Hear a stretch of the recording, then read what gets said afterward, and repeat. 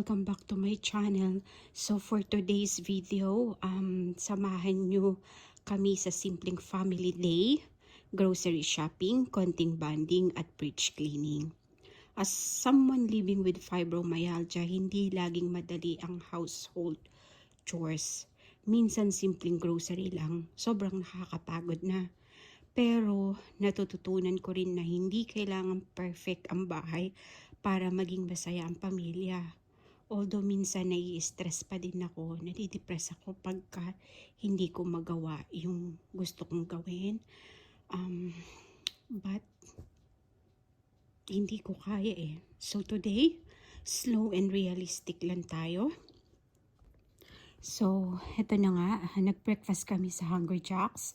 Then, after groceries, hindi ko na kukuhanan ng video ang pag-groceries namin dahil sobrang dami na ng tao sa shop dahil tinanghali na kaming pumunta. So, eto na nga, after groceries, uwi na kami sa bahay. Kumain lang kami ng sweet corn ng asawa ko. Then after, kinulayan ko siya ng buhok dahil due na din yung buhok niya. Dapat na din kulayan. Then after ko siyang kulayan, nag-start na akong mag-alis ng mga pagkain na expired na. Yung mga sira na tulad ng mga dairy like yogurt, mga cream, mahilig akong bumili ng mga ganyan. Gulay tsaka prutas is usually yun yung napapabayaan ko dahil pag may fibromyalgia ka, ang hirap gumalaw. Hindi ka basta-basta pwedeng magplano o gumalaw nang hindi ready yung katawan mo. Kahit ngayon, grocery day namin, hindi kami nagmamadali kasi kapag masyadong mabilis, sumasakit agad yung katawan ko. Isa sa biggest lessons ko with fibromyalgia is learning to pace myself. Dati gusto kong matapos lahat. Ito yung katawan ko before. Kailangan malinis lahat, naka-arrange lahat, napalitan lahat ng dapat palitan. Pero ngayon, mas importante na unahin ko, alagaan ko muna yung sarili ko. Kasi importante to kasi yung para magawa ko din yung responsibilities ko. Usually simple lang yung groceries namin, easy meals lang yung madali lang lutuin, and then natutunan namin frozen foods. Yung asawa ko, yun na yung binabaon niya sa trabaho. I know it's bad, but I think mas healthy siya sa tuna and rice. Pardon me. So yun yung lunch niya before, and then natutunan namin yung frozen foods. So bumibili kami nito sa shops. Then prutas, tas snacks ng anak namin. Yung mga pagkain na hindi masyadong nakakapagod lutuin, yun yung binibili namin. So eto na nga, binabad ko din yung mga gulay at saka prutas sa tubig na may konting white vinegar para at least matanggal yung kung ano man pesticide yung nasa balat ng prutas. But as much as possible, kung kailangan tanggalin yung balat, tinatanggal ko pa rin.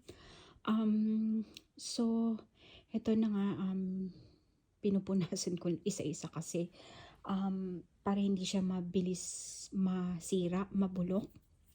So, ito na nga, ito yung maybe once a month ko lang nagagawa yung paglilinis ng fridge namin dahil honestly, may flare up days talaga na kahit magluto lang sobrang hirap na ako. Pero thankful pa rin ako kapag may kasama ako na nag-grocery, may tumutulong sa akin na kahit papaano mag-put away ng mga grocery. Always naman yan yung husband ko. Laging nakaalalay palagi sa akin kahit anong ginagawa ko. So, ayun, pag ganito ang ginagawa ko, mahirap kasi sa fibromyalgia kasi paulit-ulit yung galaw mo, and then syempre nakatayo kang matagal, dun nagte-trigger yung sakit, yung pain at saka yung fatigue. So ang ginagawa ko, pag okay ako, pag yung naisipan ko, pag na isip ko o naalala ko, dahan-dahan lang akong gumagalaw kasi hanggang ngayon, ano pa rin ako parang sanay pa rin ako sa mabilisan, pero yun nga, kailangan kong dahan-dahan lang. Nagbe-break ako, uupo ng 5 minutes, tas tayo ng mga 10 to 15 minutes. At saka hindi na ako nape-pressure na matapos kaagad. Tulad nito, ang nalinisan ko lang yung fridge namin na sa kitchen. Yung pinaka-fridge lang, pero yung freezer nun, hindi ko pa nalilinis. So, sa susunod na naman yun. So, ayun, nagtapon na ako ng mga dapat itapon. Kung napapansin nyo, hindi rin organize ang fridge namin, hindi ganun ka-organize as much as I can. Dahil na-impake ko na yung iba kong mga containers na pang fridge. At saka, yun nga kasi pagka organize yung fridge mo, mas less stressful yung mentally. At malaking tulong yun kapag may brain fog ka or overwhelmed ka.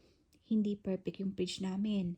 Hindi aesthetic like yung sa mga social media na gusto ko ganun dapat. Pero clean enough para maging peaceful yung bahay namin. Minsan, naiinggit din ako sa mga taong kayang gawin lahat ng chores nila in one day without pain.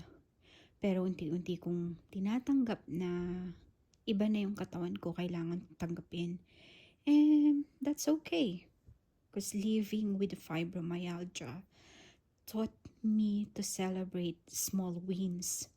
Yung nakapag-grocery, nakapaglinis kahit konti, nakapag-spend time with family. Yun yung pinaka-importante sa akin. So, ayun lang for today's simple family vlog. If you are also struggling with chronic pain or like fibromyalgia, gusto kong ipaalala sa inyo na okay lang mag-slow down. Hindi mo kailangang gawin lahat perfectly. Yun, thank you so much for spending time with us today. Please like, comment, and subscribe if gusto nyo pa ng realistic chronic illness and family life content. And remember, rest is productive too. See you later.